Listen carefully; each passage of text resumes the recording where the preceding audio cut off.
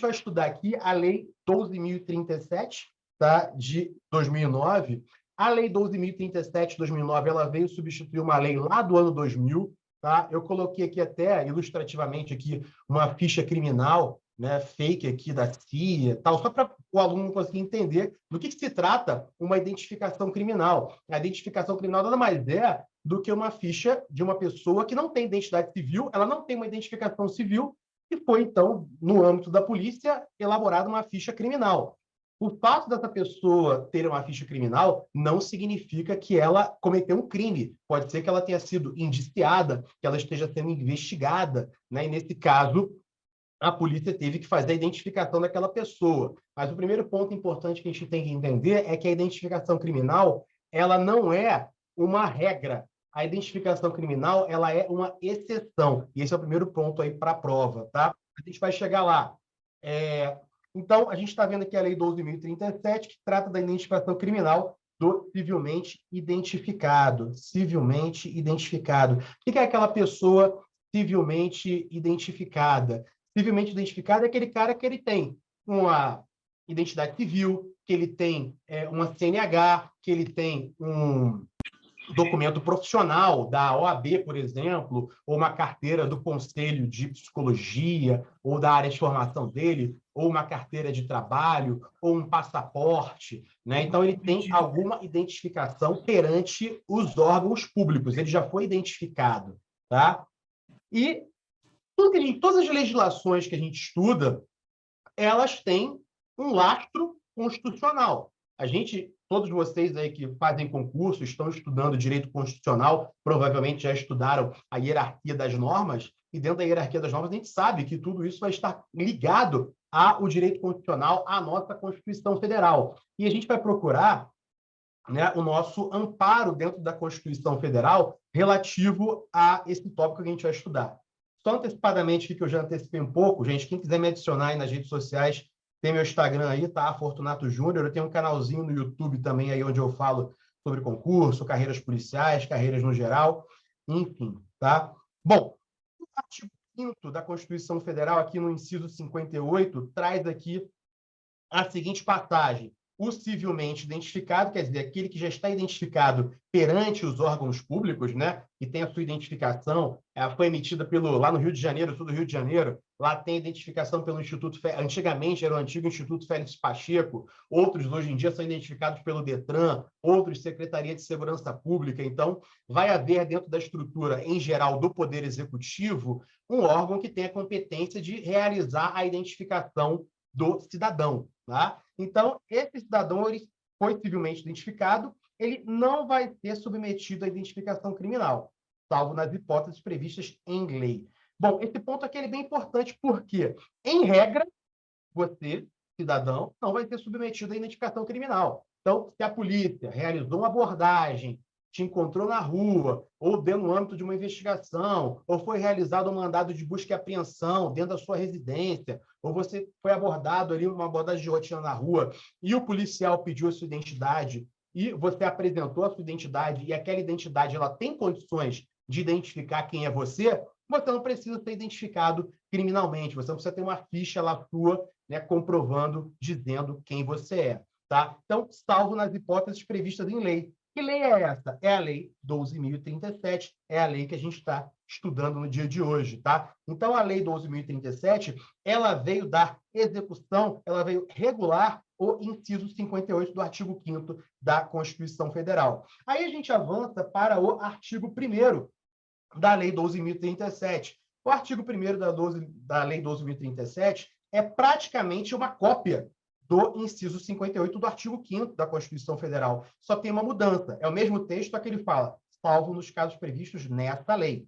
Então, no artigo 5º ele fala previstos em lei, que é a Lei 12.037, e no artigo 1º ele fala salvo nos casos previstos nesta lei, na Lei 12.037. Né? Então, em regra, o cidadão, aquele civilmente identificado, aquele que já passou ele por um registro perante os órgãos de identificação públicos, ele não vai ser submetido à identificação criminal exceto nas hipóteses que nós veremos aí mais à frente. Agora, é importante a gente entender também que isso nem sempre foi assim. Isso ocorreu com o advento da Constituição Federal. A gente sabe que antes da Constituição de 88, até mais ou menos ali 1985, nós estávamos vivendo sob a égide de uma ditadura, né, de um período de exceção. E, naturalmente, de um período de exceção, os direitos fundamentais eles estão restringidos. Então, a regra antes da Constituição era a identificação criminal.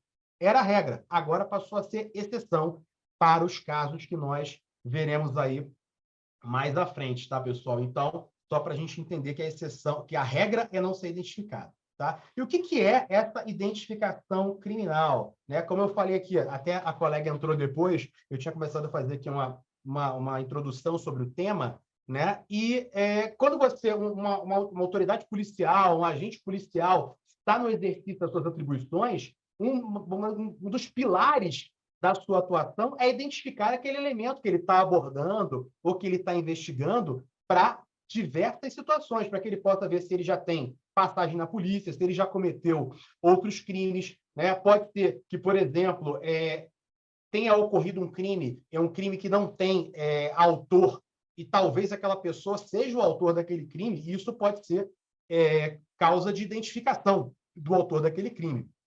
Então, a identificação criminal é a identidade do acusado para quê?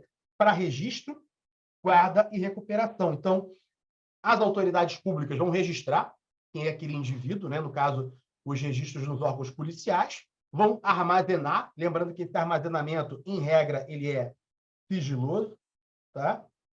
E vão recuperar esses dados no momento em que for necessário acessar, né? Então, pô, a gente vai ver aqui mais à frente que existe um banco de dados genético, né? Digamos que ocorreu um crime em uma determinada residência, os peritos foram até essa residência, então a PM normalmente é a primeira a chegar num local de crime. Quais são as medidas iniciais que são tomadas pela PM no local de crime? Vamos pensar aqui num crime contra a vida, né? Teve um homicídio num determinado local, ou até mesmo um suicídio num determinado local. A PM vai chegar, ela vai isolar o local, né? Vai tomar as medidas iniciais e vai acionar, então, a perícia, né? Então, os peritos vão até o local e vão fazer lá ao lado, vão fazer o levantamento e podem realizar a coleta de DNA. E esse DNA ele vai servir para que depois, ele vai estar lá armazenado, né? Digamos que os papiloscopistas do local identificaram lá uma digital, não sabem de que é aquela digital, colocaram no banco,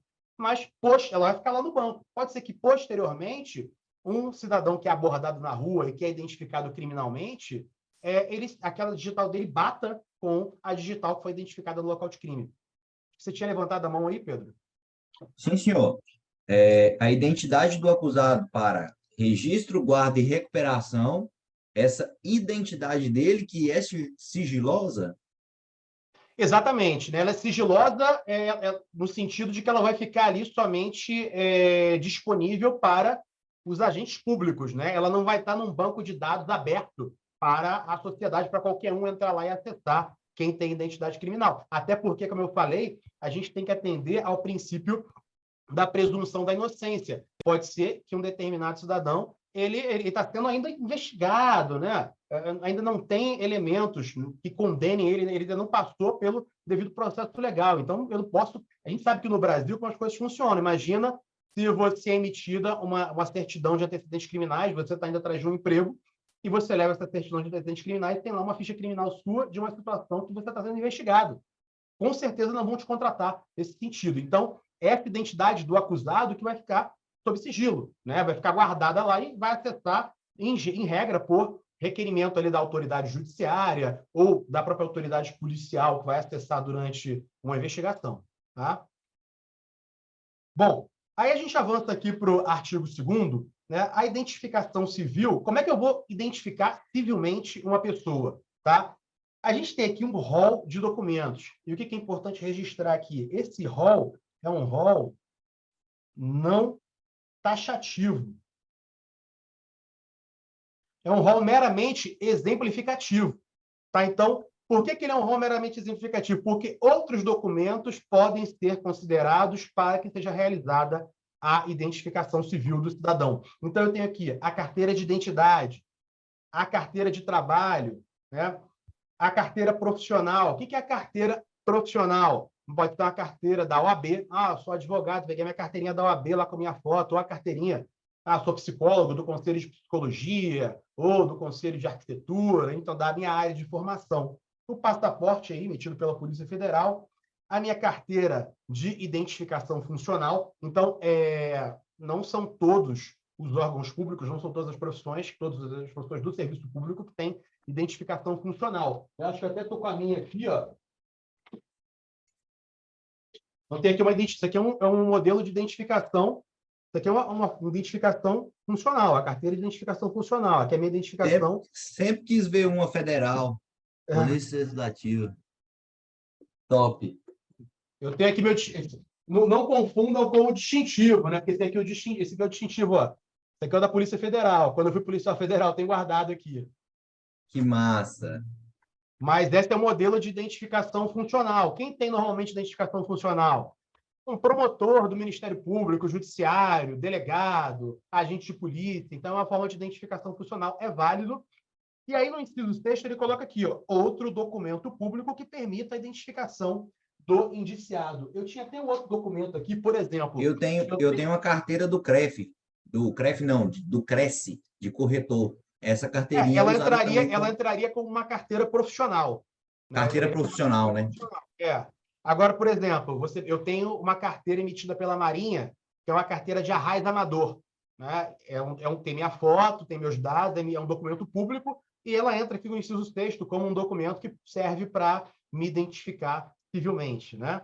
E o que é interessante aqui com relação ao parágrafo único é que os documentos de identificação militar, eles são equiparados para fins de identificação civil. Então, se você tem lá um determinado militar, um sargento do Exército, ou você mesmo na PM, né? Um sargento da PM, um prata da PM, um oficial da PM, você tem a sua documentação, você vai ter um documento militar. Né? Esse documento militar vai conter a sua foto, a sua filiação, né? Vão ter os seus dados funcionais ali, e aquilo ali serve para que você seja identificado. Vai ser utilizado também para fins de identificação civil. Tá? Então, beleza, vamos avançando aqui, então. Artigo 3º. Embora apresentado o documento de identificação, poderá ocorrer a identificação criminal em que hipótese? Então, falamos aqui o seguinte. Em regra, se você já tem a sua identificação civil, você não vai ser identificado criminalmente. Porém, existem hipóteses nas quais, exceções, né, onde, mesmo você sendo identificado civilmente, você também terá a sua identificação criminal. Gente, a gente tem aqui 6 possibilidades, tá? Mas essas 6 possibilidades a gente pode limitar a 2, em termos de gênero, tá? Quais são essas 2? A identificação criminal ela pode ocorrer quando eu tenho dúvida sobre a identidade da pessoa ou quando ela está sendo investigada, quando ela está no âmbito de uma investigação criminal. Tá? Então, são as 2 hipóteses, a gente poderia limitar essas 2 aqui a essas 2 situações. Tá? Então, todas aqui vão estar se referindo ou à dúvida sobre a identidade ou que a pessoa está sob uma investigação. Então, número 1 aqui, o documento apresentar rasura ou tiver indício de falsificação. Então, a Polícia Militar do Distrito Federal, realizando uma abordagem no plano piloto, fez a abordagem a um determinado cidadão e esse cidadão apresentou um documento que estava riscado ou que estava rasgado.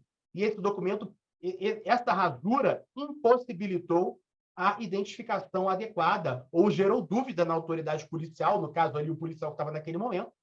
Então, nesse caso, é possível realizar a identificação criminal, mesmo ali tendo um documento? Sim.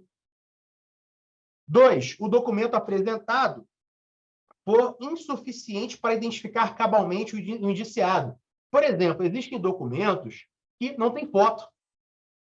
Não sei se vocês... Eu tenho o CPF, por exemplo, eu não sei se vocês pegaram. O CPF... eu acho que o CPF ainda, o documento do CPF, não tem foto. Que agora tem o documento único, né? Não sei se mudou, mas antigamente você tinha um CPF que não tinha foto. Você pegava lá, por exemplo, tem um documento chamado PIS-PASEP. Não tem foto. Certidão de nascimento tem foto? Não tem foto. Certidão de casamento tem foto? Não tem foto. Então, somente o cara te apresentou uma certidão de nascimento, prova que é ele? Não. Então, o documento ele é insuficiente para identificar cabalmente. O que é cabalmente? É você poder afirmar é fulano de tal. É uma identificação cabal. Então, se o cara te apresenta um documento que é insuficiente, ele pode ser identificado criminalmente? Pode. Lembra que a regra é que a identificação criminal não vai ocorrer, somente nas exceções. A regra é que se o cara é identificado civilmente, ele não vai ser identificado criminalmente, exceto as exceções que nós estamos estudando agora. 3. O indiciado portar documentos de identidade distintos, com informações conflitantes entre si. Então, o cara tem um documento onde, num desses documentos, ele tem um nome, e no outro desses documentos, ele tem um sobrenome diferente. Né? Pode ser que ele tenha um sobrenome de solteiro, pode ser que num documento seja um nome de casado, e no outro seja nome de solteiro, e isso possa vir a gerar dúvida. Por exemplo, o meu nome completo, eu tenho Júnior. Então, eu tenho o mesmo nome que o meu pai. Então, a nossa diferença é que o meu pai não tem Júnior e eu tenho Júnior. Né? Então, pode ser que, eu peguei o documento do meu pai errado. Eu estou com o meu documento e estou com o documento do meu pai. Né? Pô, tem uma diferença aqui, porque um é Júnior e outro não é. Isso gerou dúvida no agente público. Então, nesse caso, ele pode sim ser identificado criminalmente. Tá?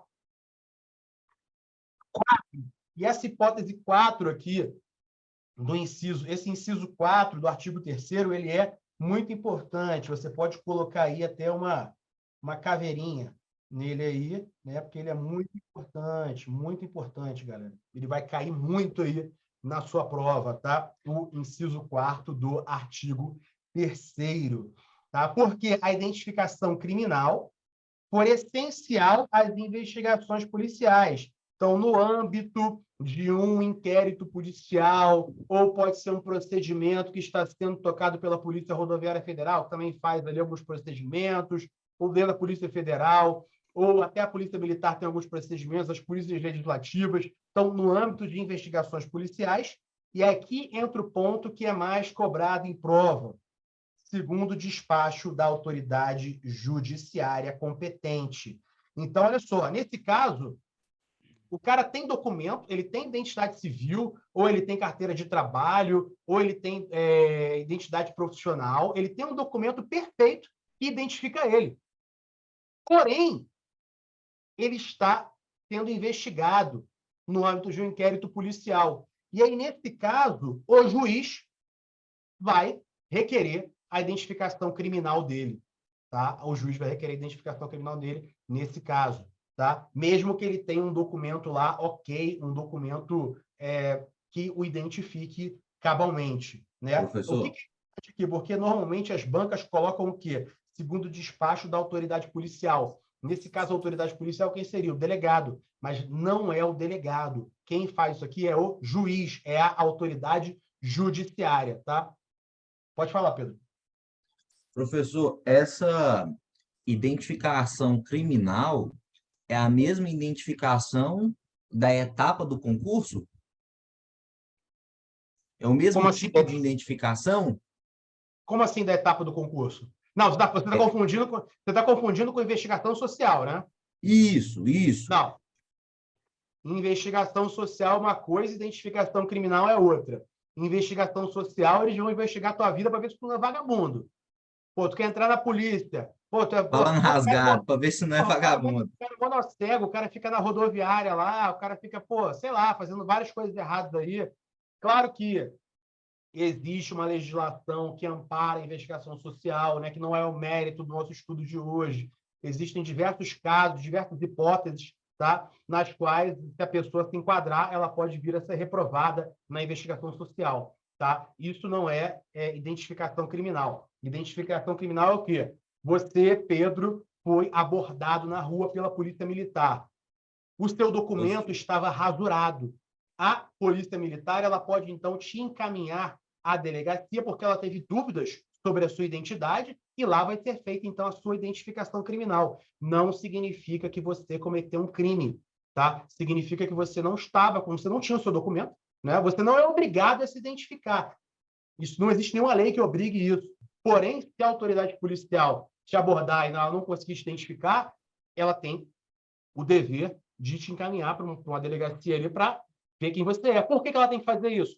Porque pode existir um mandado de prisão contra você, pode ser que exista uma medida protetiva, talvez ali de uma ex-namorada, e você está próximo lá, está embaixo do prédio dela, dando um carro, escondido, esperando tua ex-namorada sair. E tu não poderia estar ali. E a PM falou assim, porra, aí alguém ligou, um vizinho falou assim, porra, tem um cara dentro do carro aqui, pô, 3 da manhã. Aí a PM vai lá, te aborda, o que tá fazendo aqui? Quem é você? Porra, aí os caras veem quem é você e vão ver que tem uma medida protetiva contra você. Tá entendendo? Então, por isso que é importante que essa identificação seja feita. Agora, esse inciso 4 aqui, ele é muito importante, tá? Porque Obrigado, professor. é aqui onde o avaliador ele muda aqui a expressão e coloca a autoridade policial e não a autoridade judiciária, tá?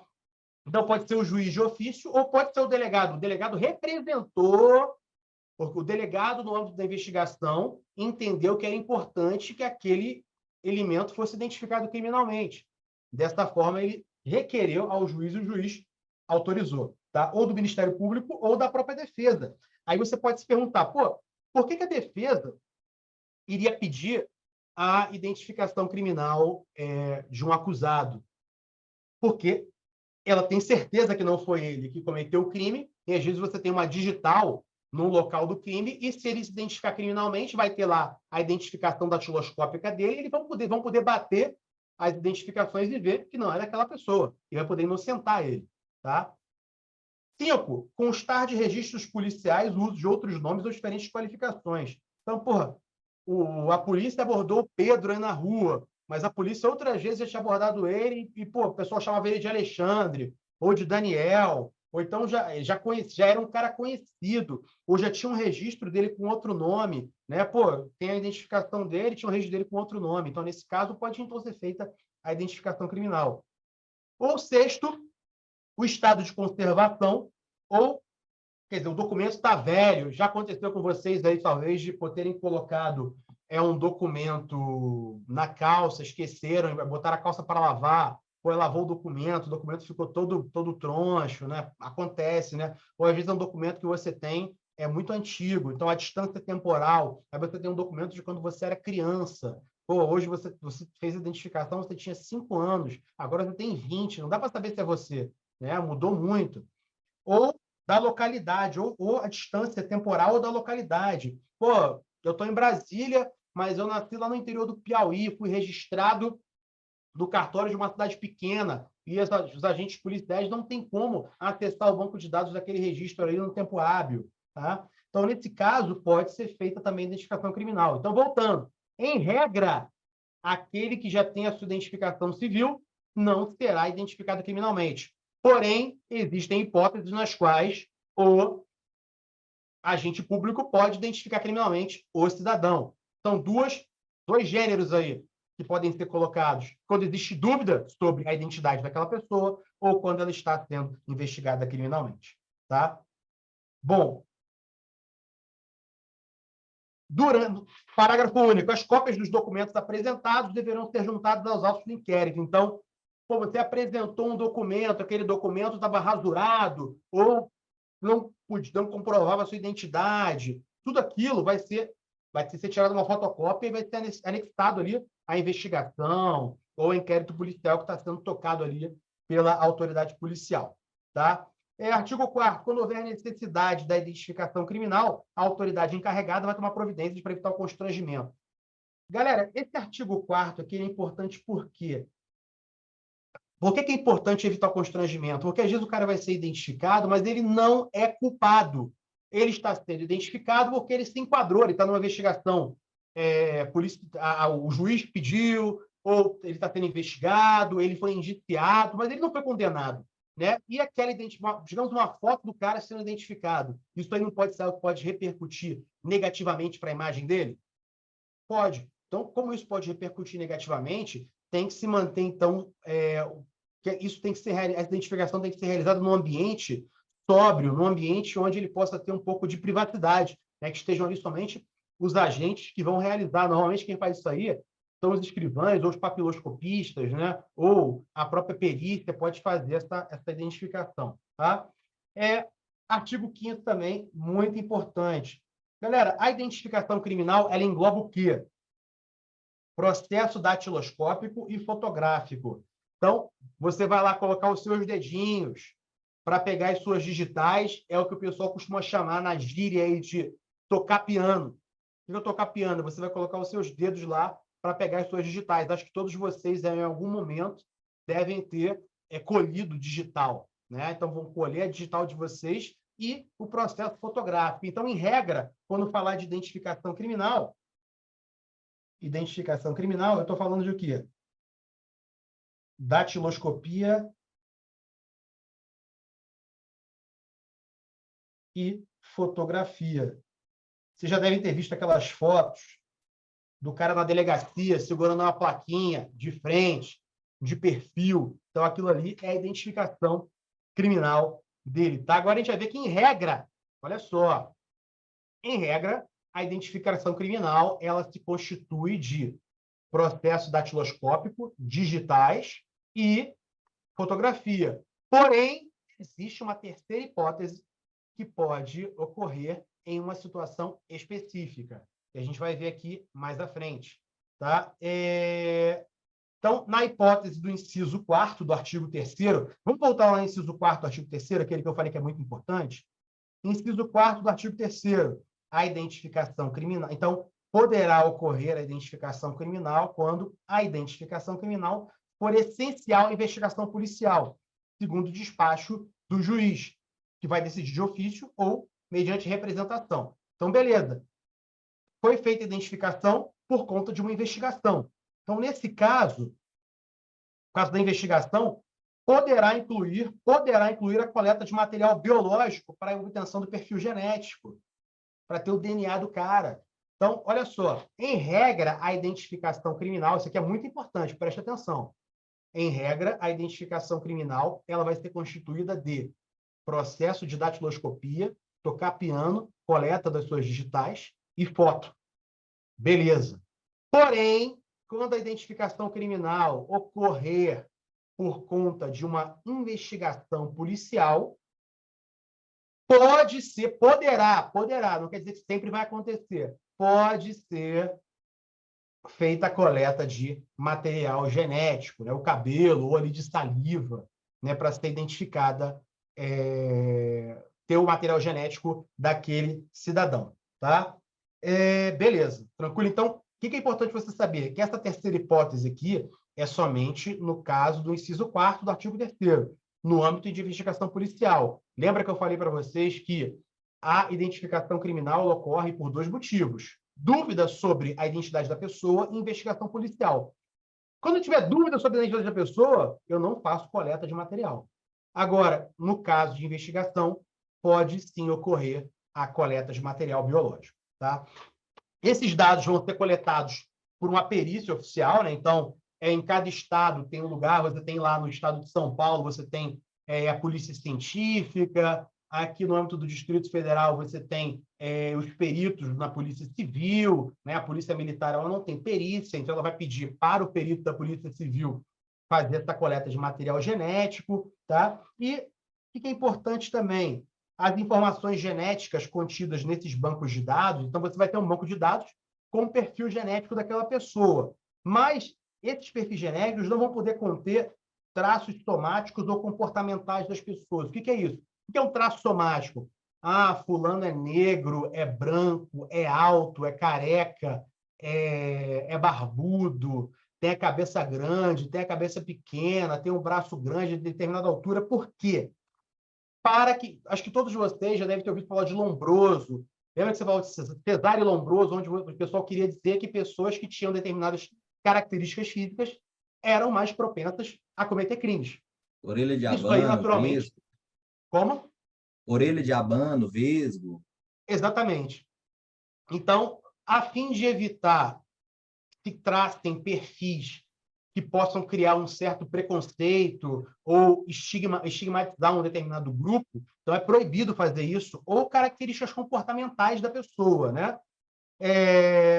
Exceto o gênero da pessoa. Então, você vai colocar lá o perfil genético e o gênero da pessoa.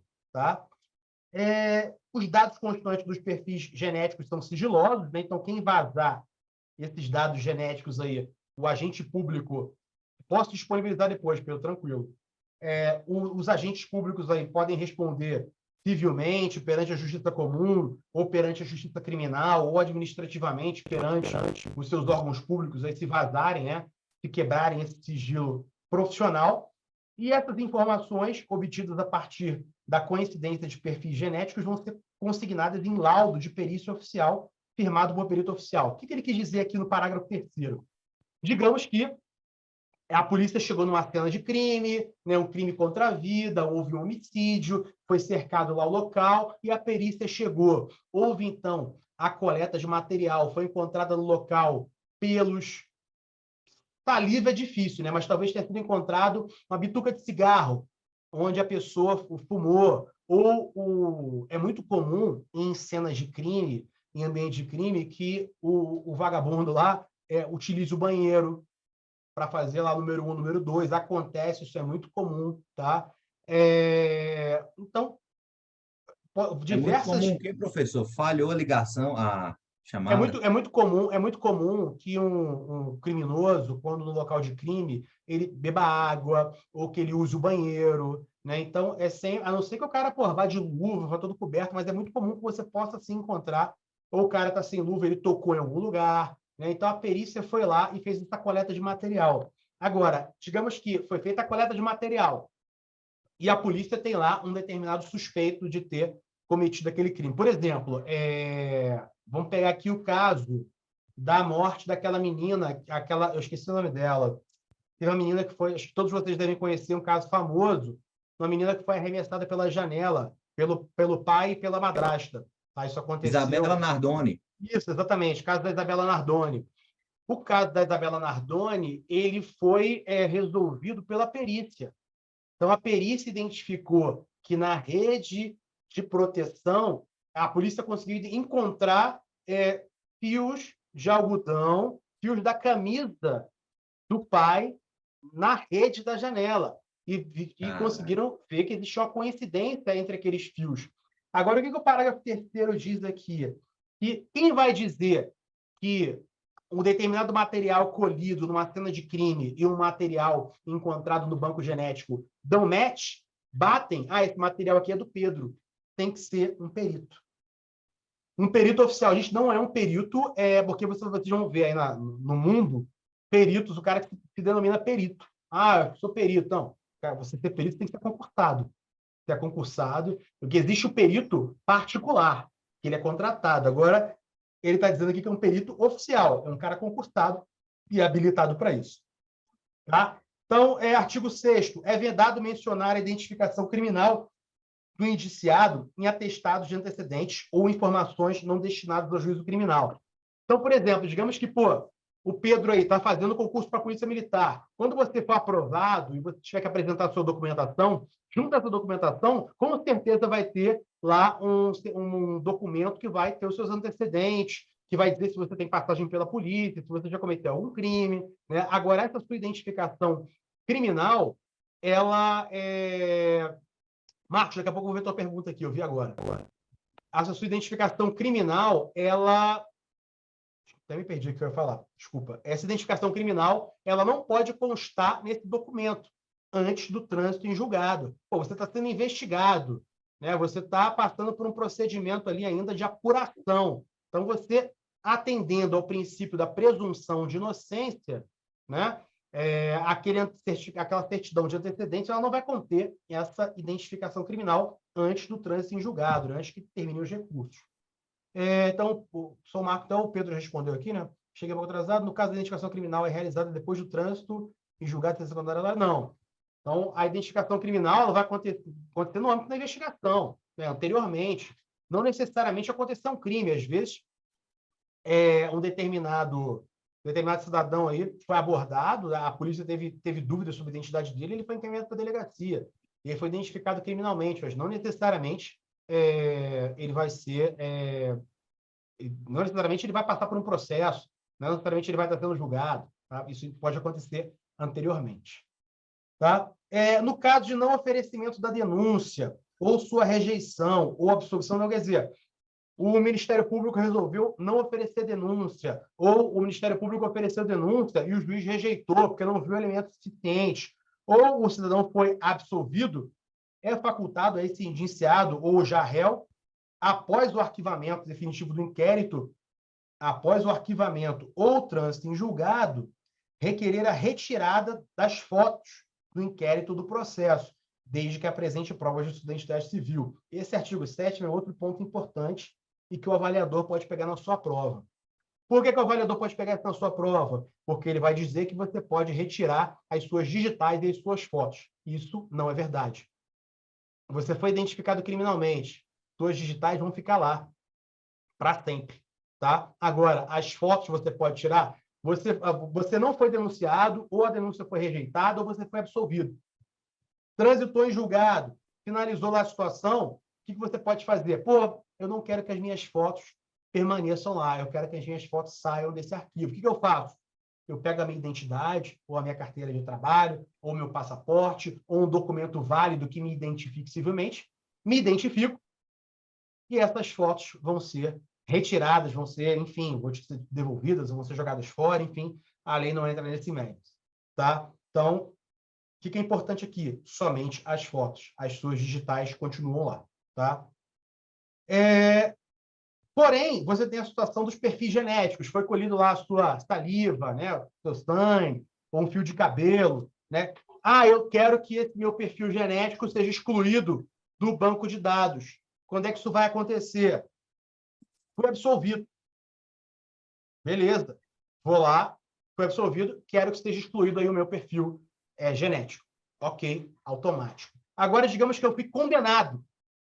Fui condenado e após a minha pena, eu quero que o meu perfil genético saia. Quando é que isso vai acontecer? No caso de condenação, mediante requerimento, após decorridos 20 anos do cumprimento da pena. Então, digamos que, pensando numa linha do tempo aqui, fui condenado. Tá? Há 10 anos. Cumpri 10 anos aqui. Após esses 10 anos, passados 20 anos, então aqui terminou a pena, término da pena. Tá? 20 anos passados, aí sim eu posso retirar esse perfil genético. Então, após 20 anos do final do cumprimento da pena. Beleza? Artigo 7º-B. Artigo B. A identificação do perfil genético será armazenada em banco de dados sigiloso. Já falamos aqui sobre isso, até sobre a identificação criminal também é sigilosa, então o perfil genético também é sigiloso. Artigo 7º-C é um artigo que foi inserido pelo pacote anticrime aqui de 2019. Lembra que o Moro propôs lá a criação do pacote anticrime? Então, dentro do Ministério da Justiça e Segurança Pública, e lembrando que esse Ministério da Justiça e Segurança Pública, gente, não se apegue ao nome, tá? Isso aqui muda, tá? Então, o Ministério da Segurança Pública, isso muda toda hora, mas foi autorizada a criação do Banco Nacional Multibiométrico e de Impressões Digitais. Por que é multibiométrico? Porque pode ser a íris dos olhos, pode ser a voz, pode ser a digital, pode ser o sangue. Várias formas de identificar a pessoa podem estar nesse banco. Tá? Gente, por que foi importante a criação desse banco aqui? Porque esse banco, a ideia dele era o quê? Que você tivesse um banco nacional, onde os bancos estaduais pudessem se conectar, onde a gente tivesse um grande banco integrado. Porque o que acontecia? Você tinha um cara, o cara lá do Goiás, né? O material genético dele está lá, mas ele foi preso cometendo um crime aqui no Distrito Federal e não existia ligação. Então, eu não consegui identificar daqui. A ideia era conectar esses dados, ter um banco interligado, né, através de acordos e convênios entre os estados e a federação, a União. Tá? Então, parágrafo 1º, a formação, a gestão, né, quem vai gerenciar e o acesso ao banco vai ser regulamentado aqui pelo Poder Executivo, né, porque isso aqui foi de uma lei federal, então o Poder Executivo Federal vai regulamentar, talvez através de decreto, aí, quem vai cuidar desse banco. Galera, esse artigo aqui, para mim, não é importante para a sua prova. Estou falando sobre ele aqui, mas o que é importante para você na sua prova são aquelas hipóteses nas quais a identificação criminal pode ocorrer, no caso da Polícia Militar, aqui, no caso de um concurso para a Polícia Militar. Tá? Eu estou falando sobre isso aqui porque está na lei, a lei é pequena, mas isso aqui não é tão importante. Tá? O Banco Nacional Multibiométrico de Impressões Digitais vai armazenar os dados biométricos, impressões digitais, pode ter a íris, o rosto e a voz, né? Hoje em dia, a face é muito importante, porque as câmeras hoje já conseguem fazer a identificação do rosto. Aqui no meu prédio, por exemplo, eu acesso a portaria do meu prédio colocando eu tenho uma câmerazinha lá na minha portaria, eu boto o rosto lá, a câmera me identifica e a portaria abre, né? Isso aí é uma tendência aí, com certeza. Com certeza daqui a alguns anos já está acontecendo, mas vai ser ampliado, você vai estar andando na rua e vai ser identificado pelo seu rosto, o próprio computador já vai te identificar na hora, não vai precisar de um agente para estar te identificando. Inclusive, isso aconteceu agora no Carnaval, teve até uma reportagem recente sobre isso em Salvador. Lá eles têm um centro de comando e controle, o centro de comando e controle utilizou as câmeras do estado que estavam no Carnaval e conseguiram identificar e prender mais de 70 pessoas que estavam com a sua face no banco de dados. Então, o computador ele fez a identificação, deu um match lá, digamos assim, e eram acionadas, então, as equipes policiais, iam lá até o local efetuar a prisão. Tá? O nego está devendo e está indo para farra. Exatamente. Prenderam gente lá com mandado de prisão em aberto, homicídio, né? Enfim, várias pessoas foram presas lá. Mas imagina, antigamente não tinha ninguém esperava isso, né? Pô, o cara ia curtir milhões de pessoas e o cara nunca vai ser visto, né? Agora não, o computador dá um match lá, o cara está numa central, o computador está lá, pegando o rosto, Avanço da pegando o rosto. tecnologia. Você pega o seu celular, provavelmente acontece isso com vocês. Se você pegar o celular, você pegou uma foto, tem pessoas aleatórias aparecendo na sua foto, ele pega a cara daquela pessoa, às vezes até ele identifica, ele até às vezes dá match com alguém, né? Aparece lá pessoas que aleatoriamente estão na sua foto e ele seleciona o rosto, ele identifica o rosto ali, né? O Banco Nacional Multibiométrico de Impressões Digitais será integrado, né? Para fins de investigação criminal. É importante isso no âmbito de uma investigação, às vezes você não tem a autoria para que você consiga identificar a autoria daquele crime. Poderão ser colhidos os registros biométricos, impressões digitais, íris, face, dos presos provisórios ou definitivos, quando não tiverem sido extraídos por ocasião da identificação criminal. Então, não foi feita a identificação criminal. Por quê? Porque ele já tinha documentos que identificavam quem ele era e o juiz não requereu e nem a autoridade policial fez o requerimento. Dessa forma, aí beleza, passou o processo, ele já está preso provisoriamente ou definitivamente, não tem identificação criminal, aí pode, então, ser colhido esses registros. Tá?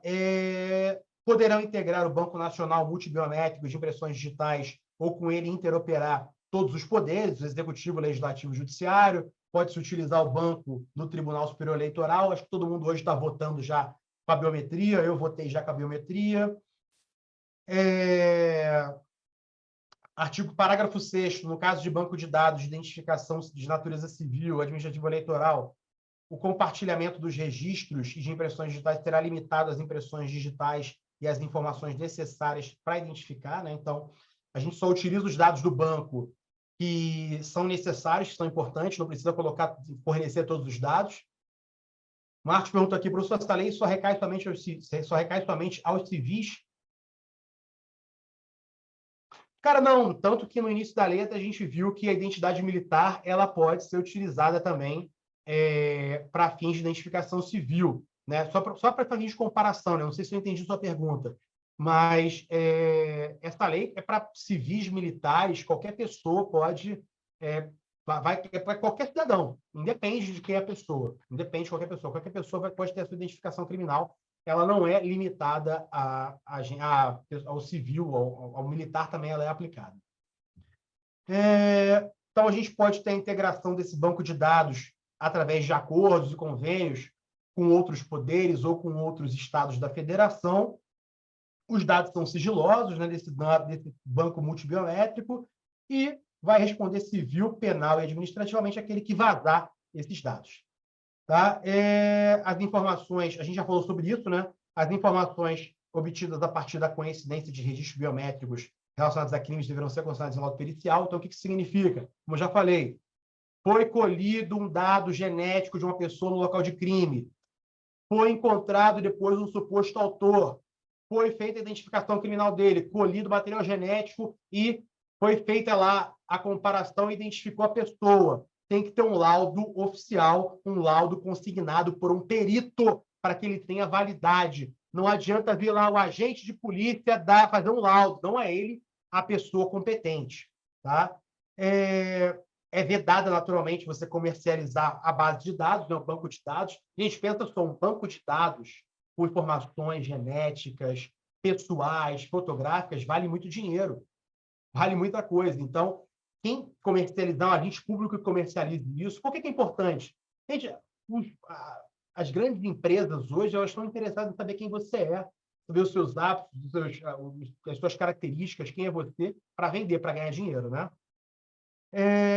Parágrafo 11, a autoridade policial, o delegado, né, ou o Ministério Público podem requerer ao juiz, no caso aí, ou no caso de inquérito ou ação penal, o acesso ao banco de dados biométrico, né? Então, para que um delegado ou o Ministério Público, no âmbito de uma investigação, tenham acesso ao banco de dados biométrico, eles vão ter que requerer, então, ao Poder Judiciário, tá? Então, esse parágrafo 11 também ele é um pouco bem importante também para a sua prova. Beleza, galera, finalizamos. A gente tem 10 minutinhos. Vamos aproveitar, então, para realizar algumas questões. Tá? Professor, o senhor poderia disponibilizar esse slide para a gente, por favor? Vou sim. Pode deixar. Só tirar uma dúvida com o senhor rapidinho. Sim, claro. Eu não sei, eu sei que às vezes não vai muito o conjunto da matéria, mas aproveitar o gancho aí que o senhor está citando essa situação de perito e delegado aí, que é a autoridade policial, né? Certo. Eles ali não têm uma subordinação de hierarquia, não. Cada um tem a sua competência, né? No caso, Exatamente. Exatamente. Não existe, no âmbito civil, não existe hierarquia entre cargos, tá? A hierarquia, ela é funcional. Então, por exemplo, digamos que, você tem lá a Polícia Federal. Tá? Vamos pegar a Polícia Federal. A Polícia Federal tem os peritos. Um perito ele é independente de um delegado, ele está exercendo a função dele, mas ele é subordinado, por exemplo, ao diretor-geral, né, que pode ser que normalmente é um delegado, ou ele é subordinado ao superintendente regional do estado onde ele é lotado, entendeu? Mas não existe uma professor, hierarquia.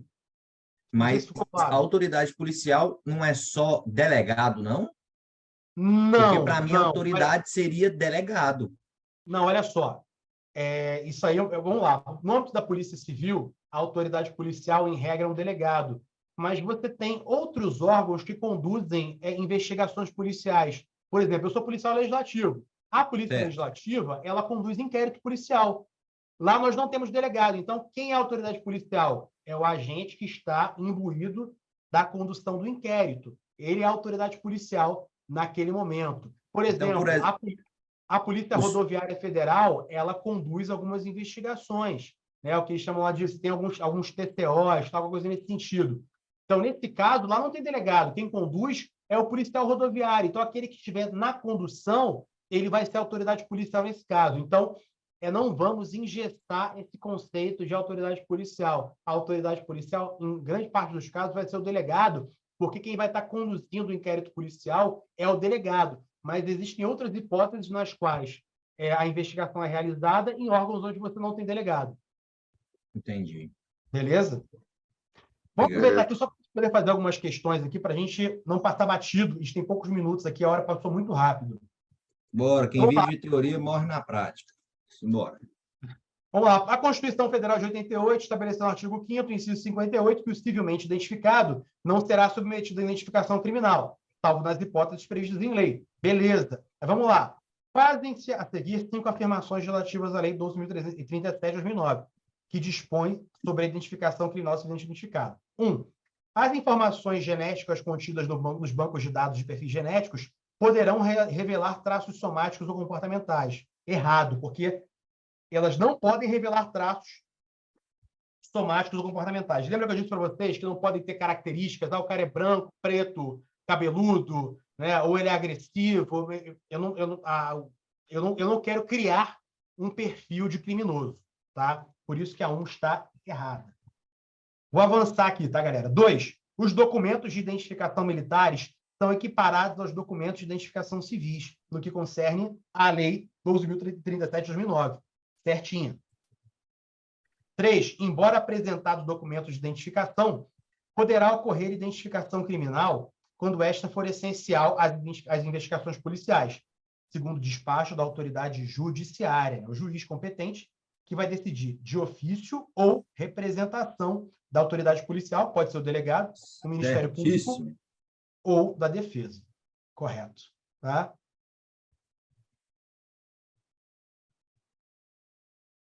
Quatro, na hipótese de identificação criminal ser essencial às investigações policiais, a identificação criminal poderá incluir a coleta de material biológico para a obtenção do perfil genético. Certo ou errado? Certo. Essencial às investigações policiais. Lembra que a gente falou que é a única hipótese onde pode haver coleta de material biológico? Correto. O rol de documentos que atestam a identificação civil, apresentado no artigo 2º, é exemplificativo, sendo possível, portanto, atestá-lo por meio de outro documento que permita a identificação, ainda que não esteja expressamente elencado na lei. Falei sobre isso, aquele rol, ele é um rol não taxativo. Não taxativo, correto. Meramente exemplificativo, porque ele mesmo diz lá que outros documentos públicos podem ser utilizados, desde que sejam documentos que contêm informações suficientes para te identificar cabalmente. Então, todas, exceto a primeira, nosso gabarito aí é a letra D. 2. Nos termos da Lei 12.037 de 2009, a identificação criminal incluirá o processo datiloscópico e o fotográfico, certo? Que serão juntados aos autos da comunicação da prisão em flagrante ou do inquérito policial. Né? Então, o cara foi preso em flagrante, não tinha identidade dele, ou a identidade dele estava rasurada, foi feita em identificação criminal, ou dentro de um inquérito policial, ou outra forma de identificação, né? O Ministério Público conduz investigação também, podendo incluir a coleta de material biológico para a obtenção do perfil genético, se for essencial às investigações. Gente, o juiz vai avaliar essa essencialidade, pode ser que não seja essencial. Segundo o despacho da autoridade judiciária competente, autoridade judiciária, olha só, que vai decidir de ofício ou mediante representação da autoridade policial ou do Ministério Público. Beleza? Gabarito, correto. Professor, só fazendo um gancho aí, nessa questão, aí essa datiloscopia, que é, no caso, se for absolvido, é de imediato, que é retirado do banco, e Isso, depois de 20 anos... Aí você trocou, o que é retirado do banco são as fotografias. Ah, tá? sim, senhor. A sua digital vai ficar lá para sempre. Para sempre. Não, agora, valeu. Agora a foto vai ser retirada. E o material genético, ou após absolvido, ou 20 anos após ter cumprido a pena. Exatamente. Exatamente. 3. De acordo com a Lei Federal 12.037, artigo 2º, a identificação civil é atestada, entre outros, pelo seguinte documento. A escritura pública de posse de imóvel urbano? Errado. Só se você for um imóvel, né? 2. Certidão negativa expedida por entidade de proteção do crédito. Não está entre os documentos válidos aí, né? Até porque entidades de proteção do crédito não são organismos públicos, não são hábitos, não estão aptos a emitir esse tipo de documento. Histórico escolar acompanhado do respectivo certificado de conclusão? Não. Errado.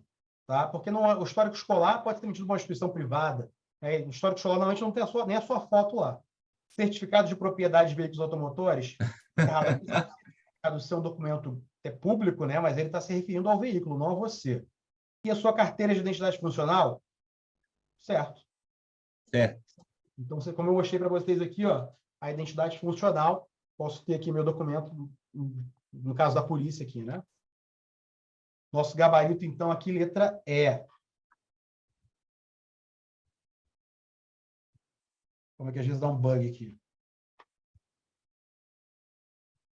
4. Professor, Oi. uma dúvida. A funcional chega para você depois de muito tempo no cargo? Não. É porque normalmente quando você toma posse, aí eles vão confeccionar, né? Pô, demora mais ou menos um mês ali, algumas semanas. Achei que era coisa mais demorada, tipo 1 ano, 2 anos. Não. Isso aqui porque a sua identidade funcional, no caso policial, normalmente é ela que te confere o seu porte de arma. Então, para você portar a sua arma, você precisa de 2 documentos. Tá? Que documentos são esses? A sua identidade funcional, tá? E o CRAF. E o registro da sua arma. Você precisa desses 2 documentos para você poder portar. Um se refere à sua habilitação e outro se refere à legalidade da arma. Então, se você não tem a sua funcional, você não vai poder estar portando aí, então, a sua pistola, né? Normalmente vão te dar algum documento para isso, tá?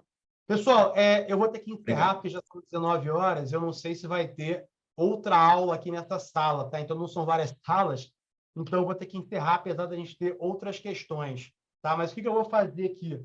Para vocês que quiserem aí o slide, eu vou disponibilizar aqui o meu e-mail, vou colocar no chat aí, me manda um e-mail que eu encaminho para vocês aí, então, o slide da aula com as questões e com o gabarito. Beleza? E só vou voltar aqui, ó, para quem quiser aí, para quem de vocês.